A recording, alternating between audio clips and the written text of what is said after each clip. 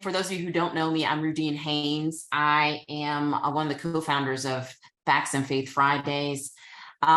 Again, Dr. Sutton and Rachel Pierce make this look effortless, but they put a lot of effort in sort of putting this together for us to sort of come together as the faith community and the general community to sort of talk about issues of importance in health and social justice in all the areas. But today we have some really exciting conversations talking with a physician and a medical student and about oncology care, right? And how that all fits together. But before we get started here, we're going to have our opening prayer, which is our usual custom. And I would like to ask Rachel to lead us in prayer. Thank you. Let's pray. God, we give thanks for this opportunity to gather today and to learn from these women. May our conversation today be encouraging and informative, and may it call us to action in our own places of work and learning.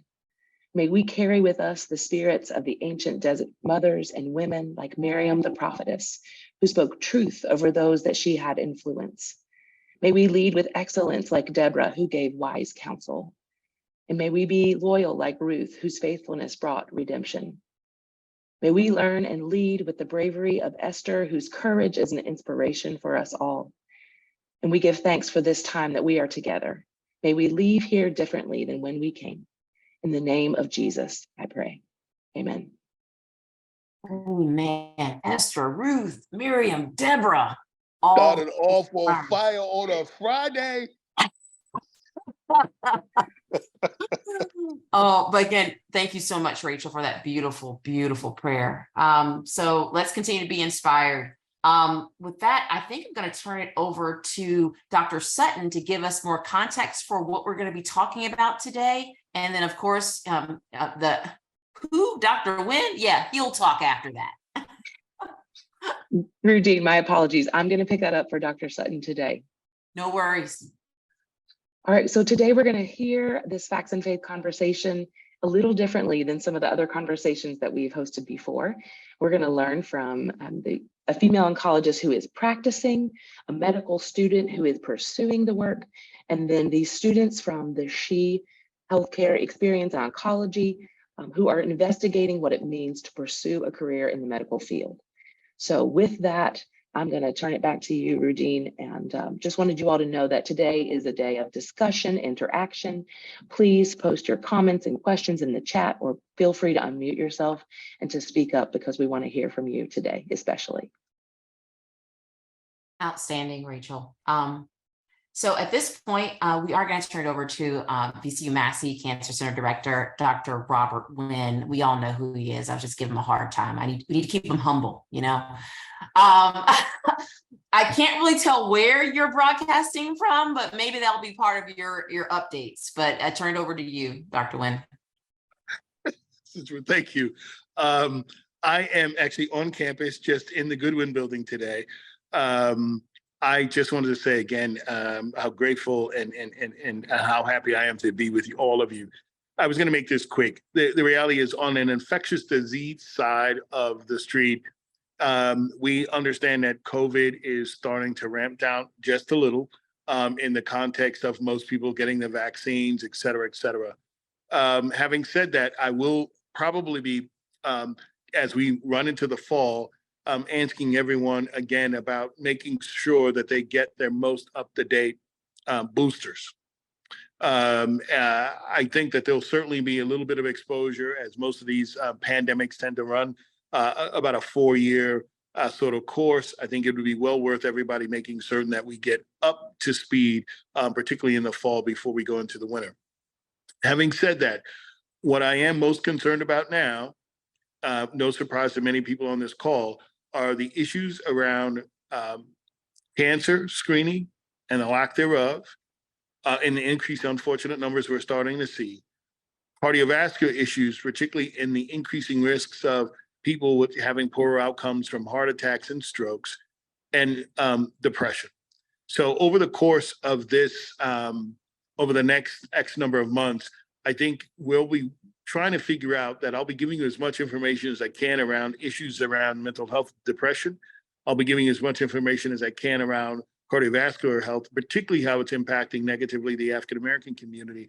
And we'll certainly be doing that in and around cancer, particularly giving information about why COVID has negatively now turned down the smaller C COVID, but turned up the bigger C of cancer because of a lack of screening, and what we, particularly in the faith community, with the university can do together. So that's my piece for today. And look, I'm usually the carrier of gloom and doom. Not today. There's hope.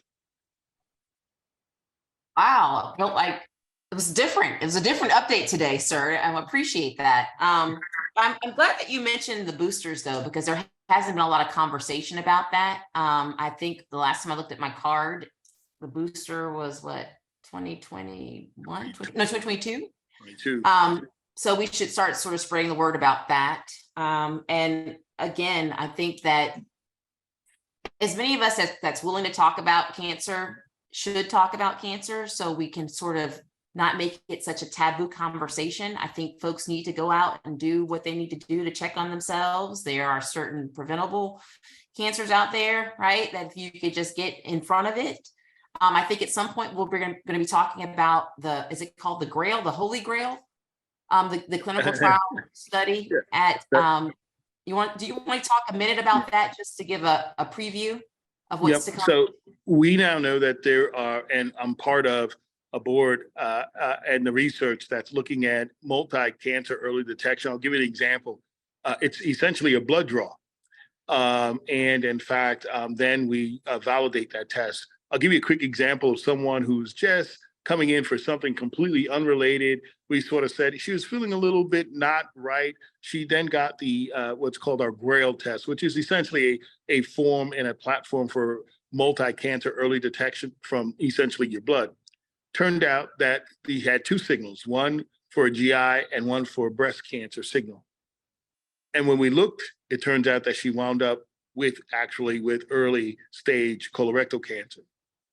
So there is a powerful tool being used out there that we really should be thinking about its efficacy of being able to be used in particularly African-American populations. And I'll be coming to you because I had a very good conversation with Norm Oliver recently about how Facts, Faith, and Friday made a difference in saving lives in COVID. And I'm hoping that this Facts, Faith, Friday network could do the same in making a dent in saving lives in cancers, particularly those preventable cancers. So we'll be keeping you up to date and probably having the people to talk to you about what multi-cancer early detection is. One example is Grail, just so you all are familiar with, so that as these tools come out, that we can make sure that our congregations and our communities are getting the best benefits from the science that's actually happening. That's outstanding. And for those of you who are not in the know, these tests typically could run about $1,000 per test, but you're actually offered this test for free if you meet certain eligibility requirements through VCU Massey. So Rachel, I don't know if you have the QR code or any of the information related to this particular study that you could drop in the chat, but that would be great, just again to spread the word. But with that, I'm sure I went much longer than I was supposed to there, but I just wanted to get the word out about that MCED. Now we're really excited to sort of learn from a physician, an oncologist, Dr. Erica Phillips. We really appreciate your being here with us today. You're a graduate of the University of Virginia. If you squint, you can see the UVA diploma behind me. Go Who's, where she received a BA in psychology. She then returned home and attended Columbia University College of Physicians and Surgeons. Upon graduating with her MD in 1998, she went on to complete her primary care residency at the Hospital of the University of Pennsylvania. You only go to amazing schools, Dr. Phillips. Thereafter, she completed a master's in clinical epidemiology and health services research at the Weill Cornell New York Presbyterian, where she's been a member of the faculty for the last 22 years. She's a board certified general internist, obesity medicine specialist. Say that 5 times fast. She leads a primary care based weight management program while also studying and developing behavioral interventions that leverage individual social ties in the weight loss journey. her resume is outstanding. You don't want to hear any more from me. We want to hear from Dr. Phillips. I'll go ahead and turn the floor over to you so you can share your story about, what sort of inspired you to become a physician, and tell us a little bit more about the work that you do. Sure. Thank you so much for that introduction. And I think actually the introduction in terms of the opening prayer and talking about the women who really have set the stage and set a bar that is extraordinary is at the heart of why I do what I do.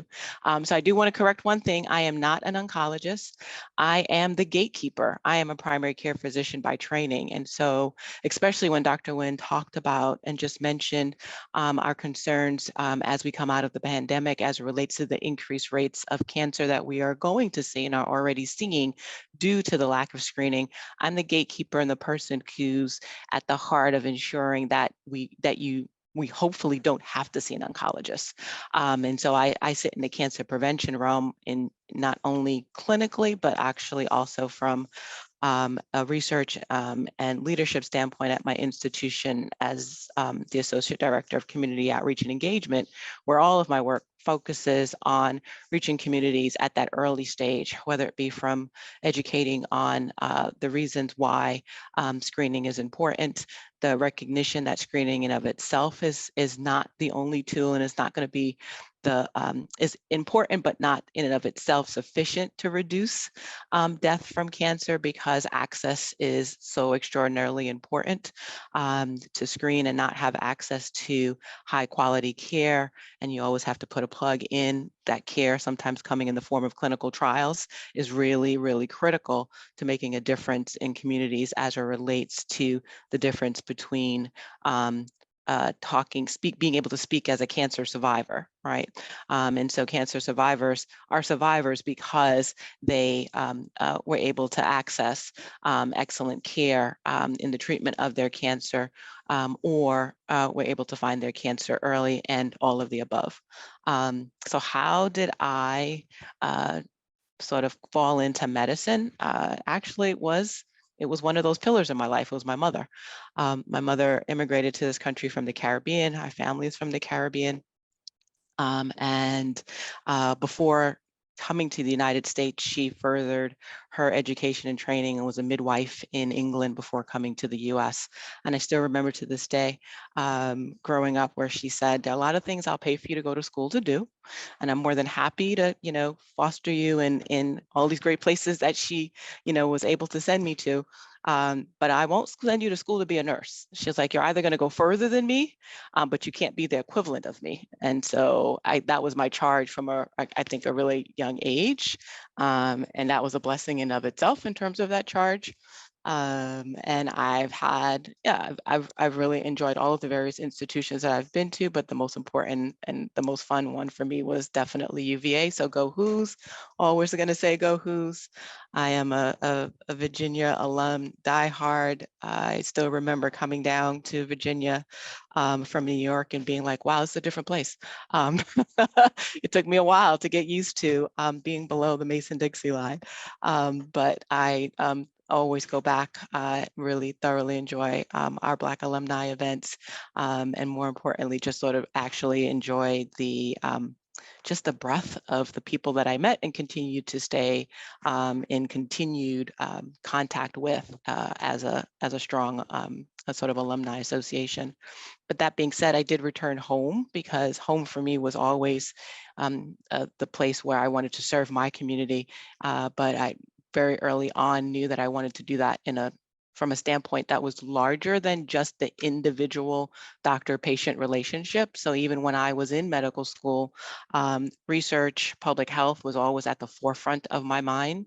I contemplated at that time, Columbia is known for having multiple MD dual degrees. So you can go to Columbia and do MD MBA, MD JD, MD MPH. And so I contemplated doing that at that time and recognized what I first needed to be was a really good doctor and understand what type of medicine I wanted to do. And then got all the training I needed to be able to take it to that next level. And that's what I was able to do after finishing residency at the University of Pennsylvania, which again, best place to practice medicine from the standpoint of the Philadelphia VA is a wonderful place to have in your back pocket. I think there is a the aspect of working in a VA, it's like nothing else. I swear, I think we used to joke then. It's like, you know, it's a third world as it relates to the type of pathology you encounter, but it's also a wonderful place to give back in terms of serving those who serve your country. What other place could you find individuals like that who literally are putting their life on the line every day to serve their country? And so I think being there and being in that space was a wonderful experience in understanding what that means to really be in a field of service. Returned back to New York and have been here since. I really enjoy wearing multiple hats, and I think one of the things that we don't talk about a lot in medicine is the various different hats that you can wear in the field, in that there are so many physicians who are not just taking care of patients, but are, you know, first and foremost, a clinician. They can be a clinician investigator in terms of being embedded in research. You can be a clinician educator in terms of embedded in the training of the next generation of whether it be physicians or researchers. You can be a clinician administrator in terms of what it means to run healthcare systems, which is a whole nother field in and of itself. And so, you know, I think one of the things I always like to talk to young people about who are interested in medicine as a field is recognizing how large that field is and how many different hats you can wear. And sometimes you can wear many of those hats over the course of your career. And so you're never actually doing the same thing sometimes at the consistently over the course. And I always like to say I kind of recreate myself every 5 years in terms of finding a new hat to wear. So that's sort of, you know, how I've evolved in terms of the leadership role that I play at our institution in our cancer center. That again wasn't something that was at the foresight or that I even knew that I would end up doing. But you know, being a person of faith, we are given challenges in life and faced with things that we don't recognize at the time their meaning, but they definitely have a meaning because nothing is by, everything was already seen and put in our path. About 10 years ago, my mother unfortunately passed away from ovarian cancer. And I didn't recognize it at that time, what that message was, but I know what that message was, what that message is now. And so I think that was my aha moment as it related to looking at cancer prevention and early detection and understanding that the sort of big C, the big C that existed before COVID and the big C that's going to continue after COVID is actually a much larger C than we recognize, but doesn't need to be. And that's how that actually, again, you know, so Ruth, Esther, Mary, all of those. Well, my Ruth, my Esther, my Mary is named Joan. That was my mother's name. And so Joan really sort of, I think, guided me on this path without me knowing it at that time, but definitely is at the heart of some of the work that I do now. I didn't know other directions that you wanted me to take this in, so definitely don't mind pausing to sort of say thoughts and questions that might prompt further aspects of the discussion. Yeah, can I ask a quick question? Mm-hmm. If that's possible. So you talked about being out literally on the front lines as a primary care doc.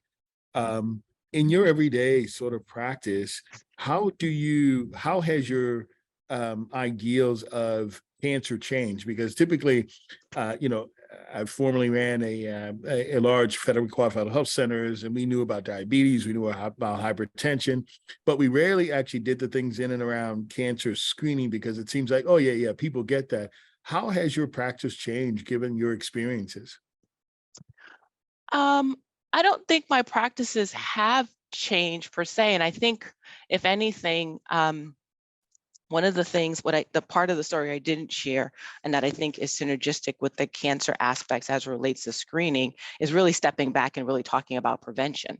And what I think that we do a great job at when it comes to training physicians is that we train physicians to take care of pathology. We don't train physicians to help prevent disease. It's a huge, huge, huge, I don't know how many times I can say that, a deficit, and I think in our medical education.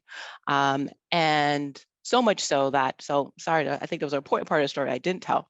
So for about 10 years, let's see, let me think, where I came to Cornell in 2001. I did the master's, finished that in 2003. And between 2003 and 2010, I sort of just practiced bread and butter medicine in a small capacity because research was always my pathway from the beginning. So I had a number of smaller grants coming out of my fellowship that helped protect my time. But at that time, it wasn't fully protecting it. So for students who are on the line, when you stay in academic medicine, your time is paid for, and how that time is paid for really sometimes determines what you do. So part of my time was paid to see patients, and the other part of my time was paid to do research. But the time paid to do research was less than the time paid to do to see patients. And so I was really seeing patients more than the research aspect. And about 7 years or so down the line, and I was working in one of our clinical practices that is in a neighborhood that actually it eventually became a federally qualified healthcare center. I stopped and said, I am so tired of prescribing medications to treat medical problems rather than being at the heart of really helping people not have to have them in the first place, or at least sometimes we can't, not everything, you can't always blame individuals. It's a situations obviously that we live in that give risk, that provide these risk factors, that I wanted to do more as it related to the prevention side. And when I think about cancer, cancer is about prevention, and a lot of it is crossed over in the shared risks between cancer and heart disease as it relates to what are the same things that put people at risk for heart disease. Smoking, number one. Unhealthy diets, number two. Lack of physical activity, number three. Those three things alone, if we could improve that, reduce people's chance of cancer almost equally as it does heart disease, right? And so that was why I actually stopped in a way practicing and went back to school. And so I went back to school and got training as it related to nutrition and lifestyles, lifestyle interventions and lifestyle behaviors, and learned how to really do that counseling. And that's how I started a weight management practice within the context of our primary care practice, because I first and foremost was like, I can't just keep treating disease. This makes no sense. And recognized that the heart of it was really how do you meet people where they are and really begin to intervene on lifestyles.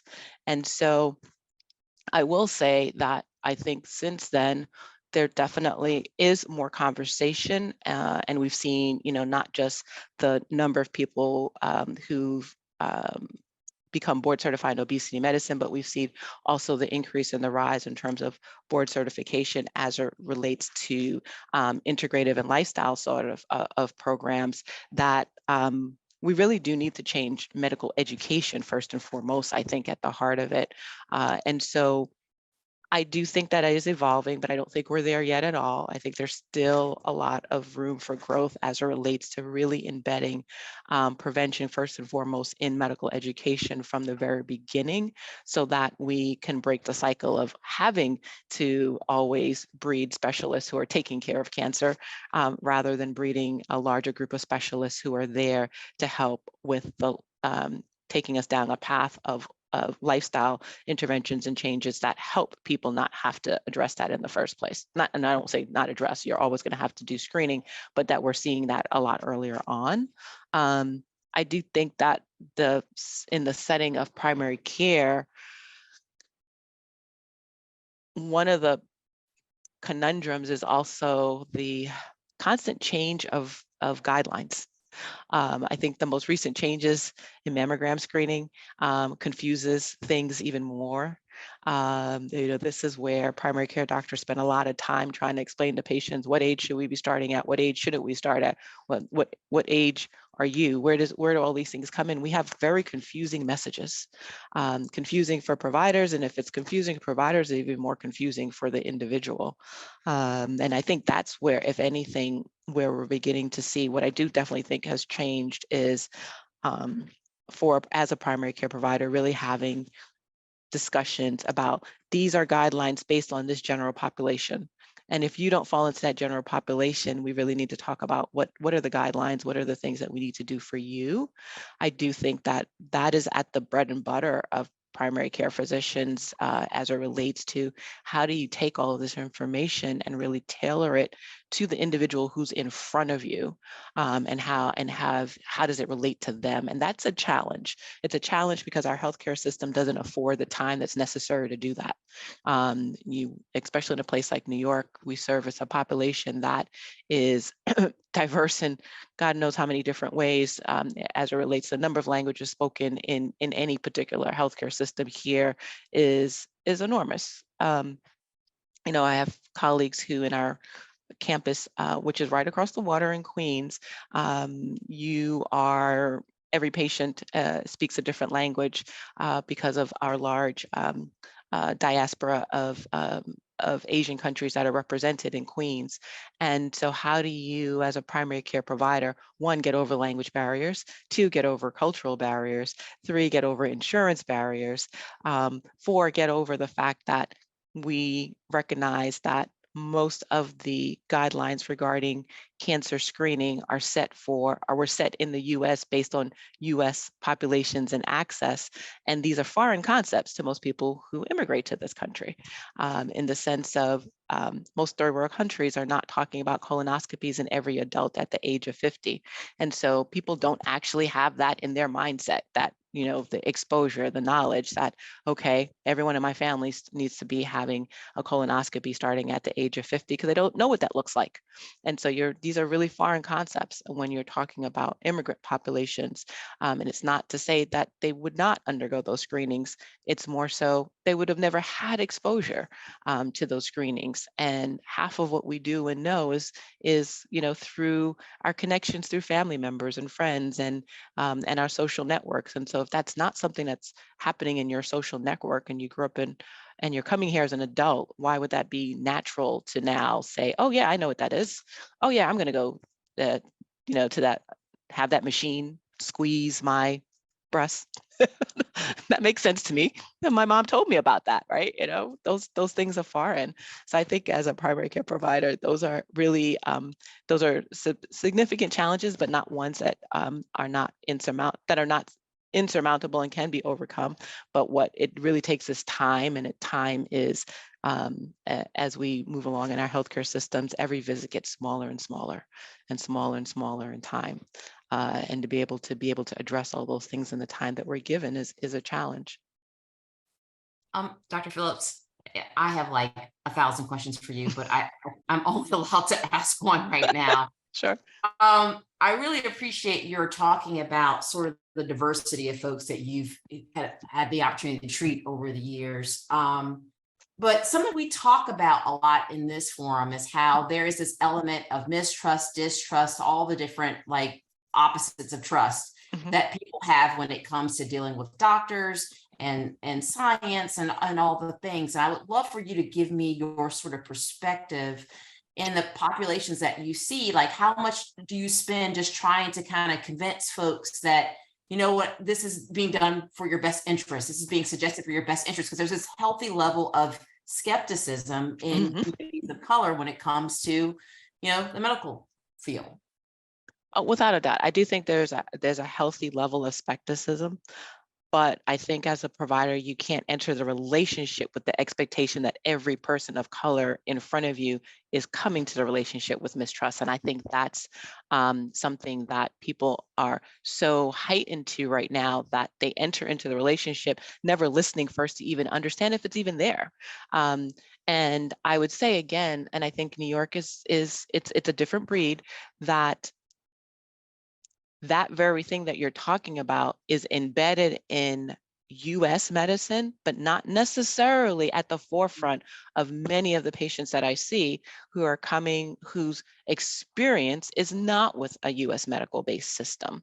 And so there's a different level of interaction. And ironically, when I think about it, and again, I'll use my parents' home countries of St. Vincent and the Grenadines and Barbados, where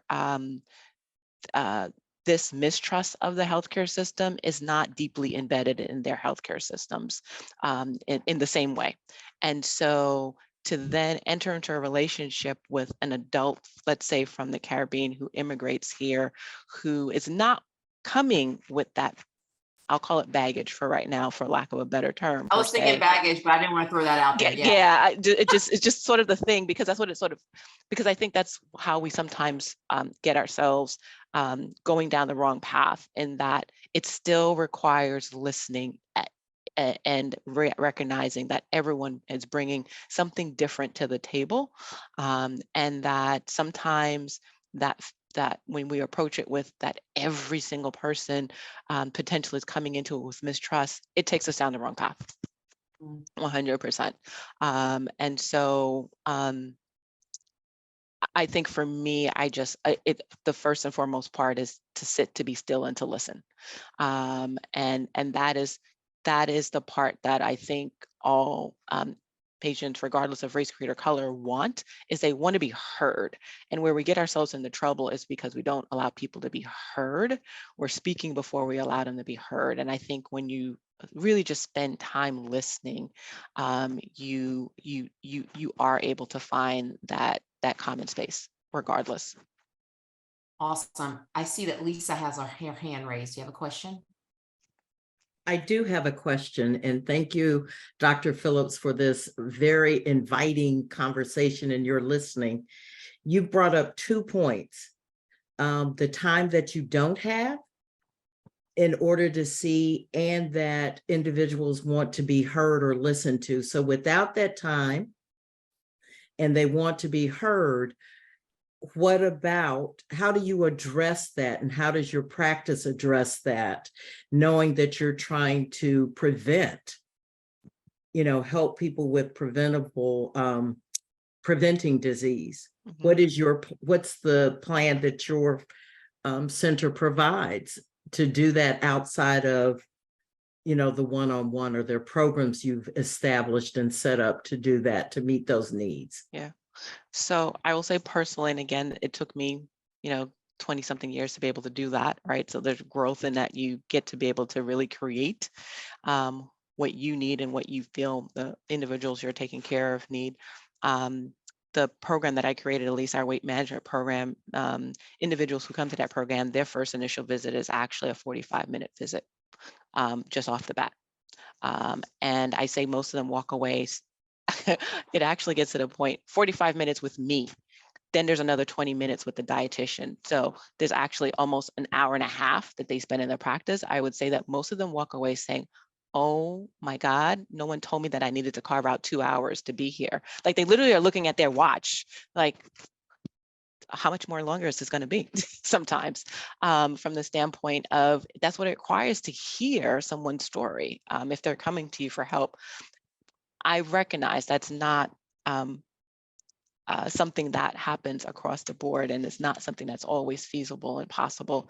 But that was a space I needed to create for myself to do the work. And so it really meant me figuring out how to do that, and how to negotiate that into a larger medical setting, where I said, this is what I need, this is what I want to do. I'm going to show you on the back end how the effect that it's going to have, in terms of data demonstrating the impact on patients, feedback from patients, their reviews on the program and the practice. That's just me personally. I recognize that's not necessarily practical in every healthcare setting, but I think it's just an example of there are ways of doing this depending on what we need to do to really begin to allow patients to be heard. And I do think there are many people who figure out other ways of doing that, in the sense of, there's the in-face visit time, but there's a lot of communication that can happen outside of the actual visit time. The one, it's weird to say positive thing that came out of COVID, but in a way it was a positive thing. I can say professionally, prior to COVID, I did not do video visits and use and maximize my use of the electronic health record from this perspective of communicating through to patients via the electronic health record. And that was because my patients didn't, I had the misconception that my patients weren't ready. Many of them have seen them for, again, since coming here in 2001. COVID forced us and forced patients, quite frankly, to have to propel into a different way of practicing, inclusive of video visits, which are really a convenient way of seeing people more often, in the sense of, I don't have to inconvenience someone to come into an office visit to be able to communicate with them. And it propelled even my oldest of patients, 85-year-olds, who are readily messaging me through the electronic record via chat whenever they have a question, and I can easily answer their question that way. And so the being heard doesn't have to always necessarily be a face-to-face being heard. It's about just ongoing more communication, I think, overall as well, and being able to listen to people in many different ways. And I think that's one thing that has changed for primary care in particular, is utilization of channels that we just weren't using enough of prior to the pandemic. Which I think has really changed how we practice medicine now in this post-pandemic era. One Dr. follow-up Phillips. question. I'm sorry. Oh, No worries, no worries. So Dr. Phillips, we would love to have you come back. Dr. Phillips, I know Lisa is going to direct message you in a minute with her second question. And I would love to be sort of the fly on the wall there, but we just have to sort of keep it moving, because we'd like to give the medical student opportunity to tell us about her experiences. But Dr. Phillips, please agree to come back to see us, because what you're doing and how you're doing it is revolutionizing medicine. So with that, we're going to quickly turn over the program to Comfort. Comfort, I could read your wonderful bio. I might start at the beginning, and then you can sort of fill in the blanks for the rest of us. I think they're more interested in hearing from you than hearing me speak about your accomplishments. But Comfort is a second-year medical student at VCU School of Medicine, who's passionate about addressing health disparities and caring for the underserved. I think we all can get on board with that sort of passion. She graduated from the University of Maryland, College Park, with a BS in psychology. She and Dr. Phillips have some things in common, it seems.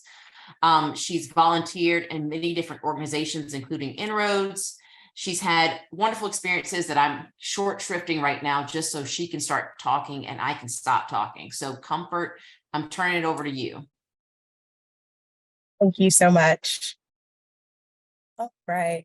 Thank you all for having me today. It's so great to be here. Thank you, Dr. Phillips, for sharing your story. And a lot of the things that you talked about, I will kind of be reiterating. I think it just worked out best that way. So I was hoping to share my screen, but if that's not possible, that's okay. So a little bit about me. I am a Maryland native. I born and raised in Maryland, went to University of Maryland, College Park, go Terps. And I got my degree in psychology. But I'm gonna take you back just a little bit before then. So my path was pretty straightforward. I was a young girl who liked to take care of her brothers. I'm the oldest of 6 kids. So if someone had a cut, oh, Comfort, what do you do? What do I do? Or if someone's coughing, oh, Comfort, what do I do? And on top of that, my father was a physician when he was in Nigeria. So a lot of these things influenced me in the terms of what I wanted to do with my career. So whenever someone asks, what do you want to be when you grow up? Doctor was the obvious answer. And so I went throughout my life knowing that I wanted to be a doctor, and that's what I did. And my path was pretty straightforward. I'm going to go ahead and share my screen. Okay, perfect. Can everyone see my screen now? Yes, we can. Awesome. Wonderful. So yeah, my path was pretty straightforward. That's me, young me, in the left-hand side. And I went through my path pretty straightforward. In high school, I had the opportunity to do some research, which piqued my interest in just research in general. I didn't know how that would play a role in my life, but I was interested, so I continued pursuing that. And from that research, I was able to go to an international conference that was hosted in Pittsburgh, where high school students from all over the world came and shared their research experience. And it was so eye-opening for me. But everything was pretty straightforward, no bumps in the road, and it was great. And so I got to undergrad, and right as I was transitioning, I got an interest in psychology, and I said this would be great to do.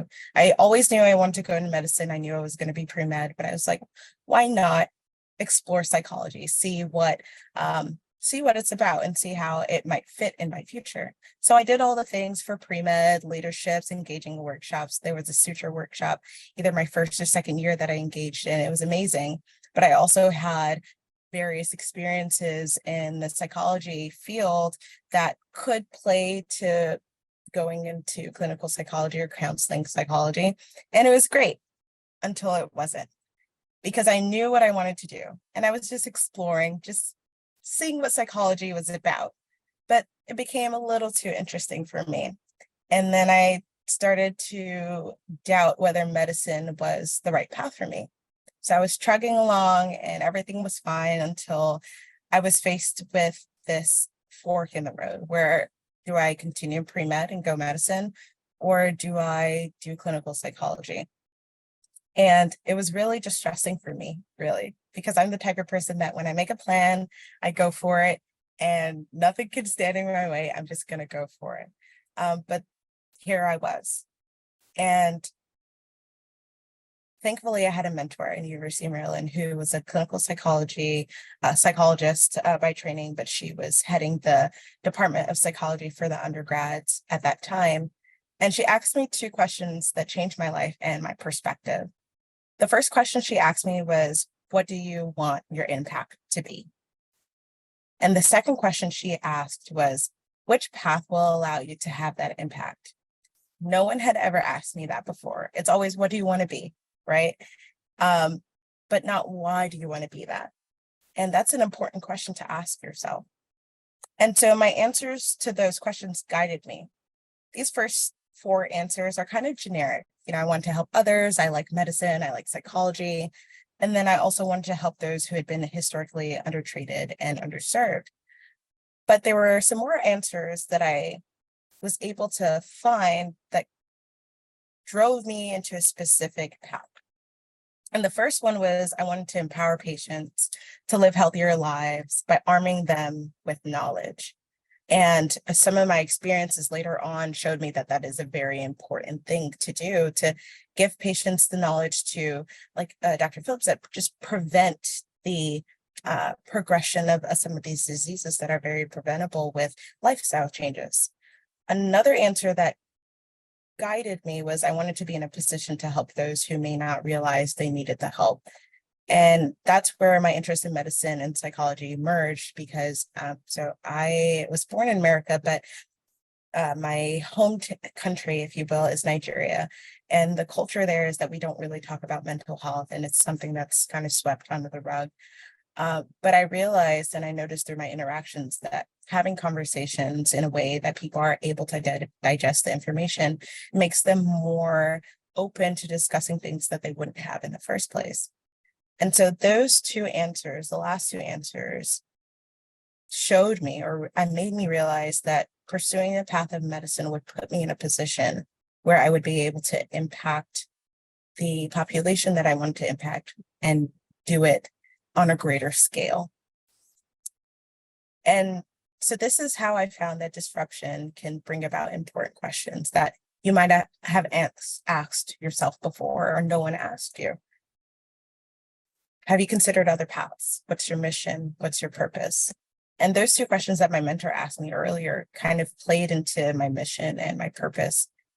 And those are questions that medical schools will ask you when you apply. What is your mission? And that's the story that you have to tell in your personal statement. That's something that you have to know. And it should come from you. It should be personal. It cannot be generic. People can tell if you're just giving a cookie cutter answer, right? How are you going to get there? That's also very important. What do you want to do? And what will your impact be? And that question was what helped me pursue the path of medicine. And I know that somewhere along the way, all the experiences that I've obtained through being a major in psychology and all the other experiences that I've had, I know that they will play a role in my impact in the future. And so it wasn't a time wasted. In fact, a lot of the experiences that I got from that time has informed what kind of physician I want to be, hopefully in the future. And I think it's okay if there are some disruptions in your life, because you never know what kind of questions will come out of that time and how that will shape your future. Thank you. Comfort, I just have to say this, you need to share these slides, because no matter what profession you think you want to be in, we all need to be asking ourselves all these questions. Phenomenal. Thank you. I know we're running short of time, but I was wondering, I guess I just Sister Rudene, Yeah. I was asking. Yeah. I was asking, Comfort, what program are you a part of? I just so happened to be a part of the Winn Scholar Program, which actually just ended last week, Friday. It was an incredible time. Last weekend, I was just in Chicago. It was incredible. Winn who? No, just kidding. Keep them humble. That's awesome. Congratulations, Comfort. Thank you. With that, I think Caroline's going to take over.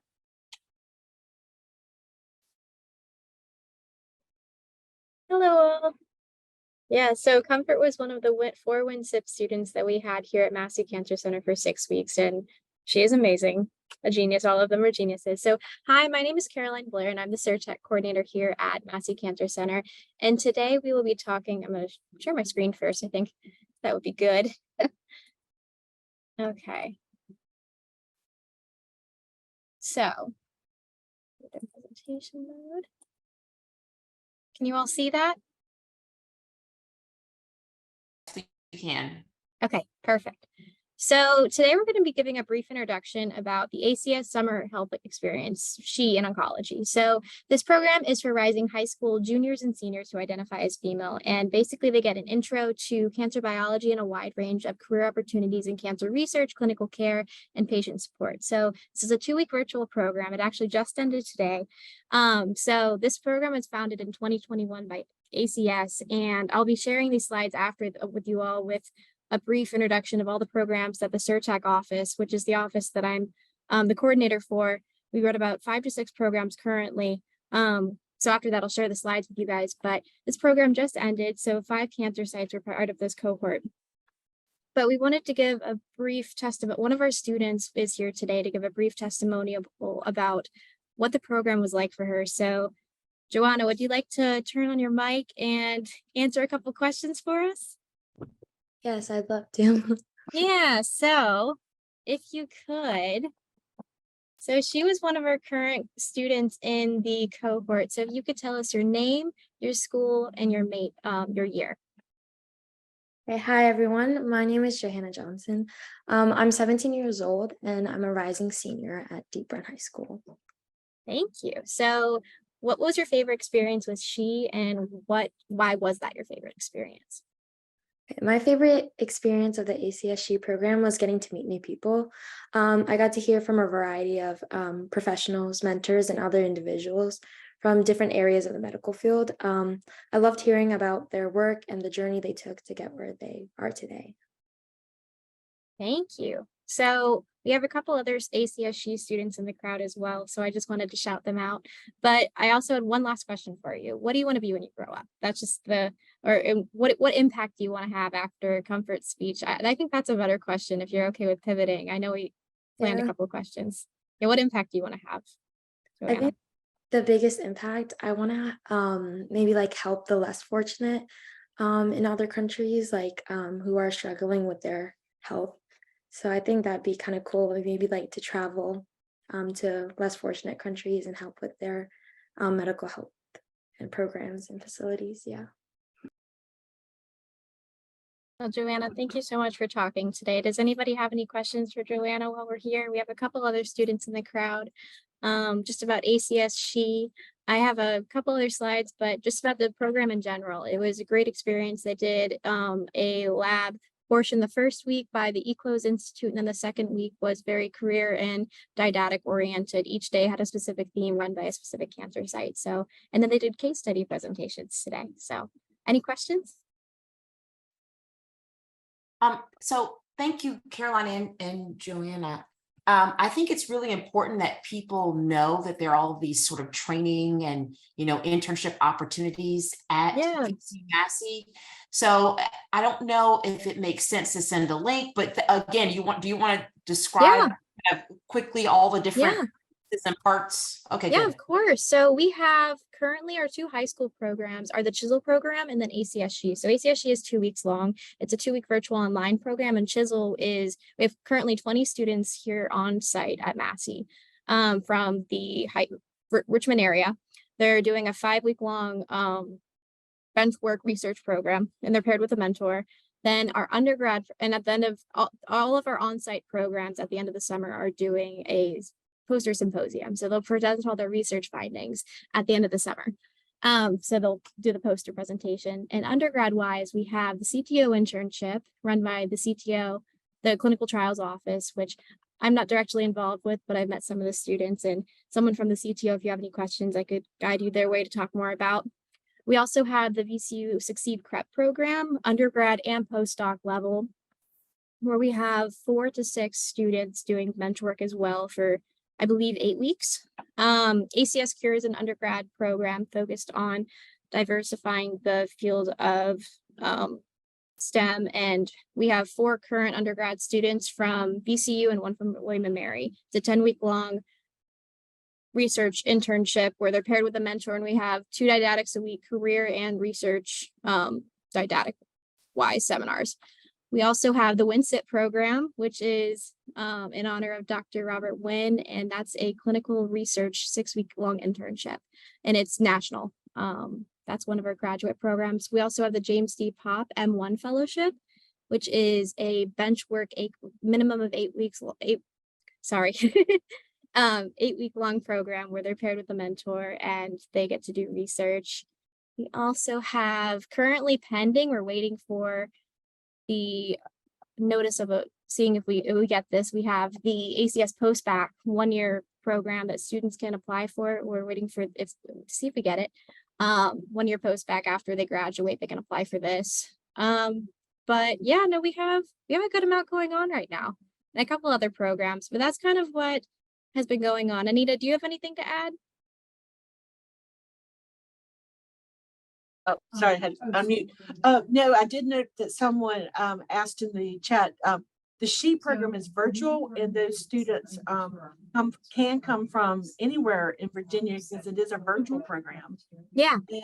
And then our other undergraduate programs, as you saw, we have approximately 8 students for Virginia State University down in the Petersburg area. But our undergraduate programs is open to anyone nationally. These are paid stipend summer programs.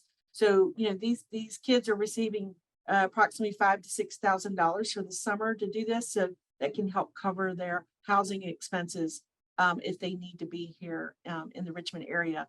And the Winn Clinical Investigator Pathway Program, which we refer to as WINSIP, that is a national program.